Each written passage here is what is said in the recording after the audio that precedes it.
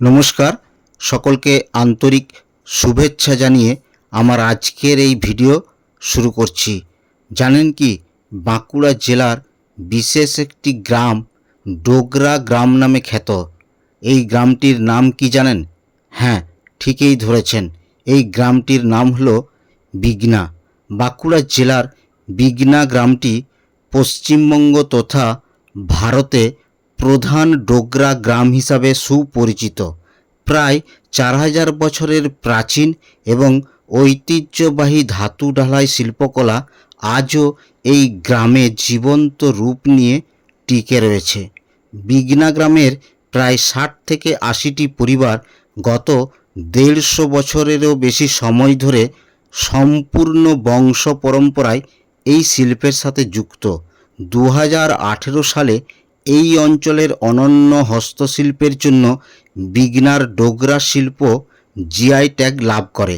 এখানে অত্যন্ত প্রাচীন সিরেপেরদু বা লস্ট ওয়াক্স কাস্টিং পদ্ধতিতে মৌমাছির মোম এবং মাটির ছাঁচ ব্যবহার করে পিতল বা ব্রোঞ্জের নিখুঁত শিল্পকর্ম তৈরি করা হয়।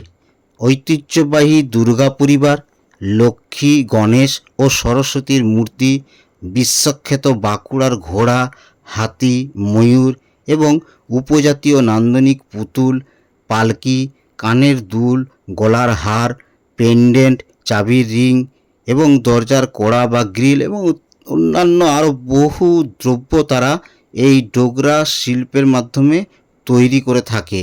বাঁকুড়া শহর থেকে এই বিগনা গ্রামটির দূরত্ব প্রায় 2 থেকে 2.5 কিলোমিটার দূরে। তো এই বিগনা গ্রামে পৌঁছাতে হলে আপনি যদি বাঁকুড়া স্টেশনে নামেন, তাহলে বাঁকুড়া স্টেশন থেকে টোটো ধরে আপনি এই গ্রামে পৌঁছে যেতে পারেন।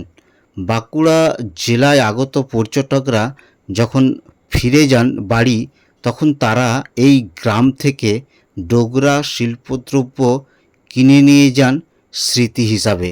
এমনকি আপনি যদি আপনার বাড়ির কোনো প্রিয়জনকে উপহার দিতে চান, তাহলে এই ডোগরা শিল্প সামগ্রী ক্রয় করে নিয়ে যেতে পারেন। তো বাঁকুড়া শুধু নয়, আমাদের রাজ্য নয়, ভারতবর্ষের বিভিন্ন প্রান্ত থেকে এই ডোগরা গ্রামে পর্যটকদের আনাগোনা লেগেই থাকে।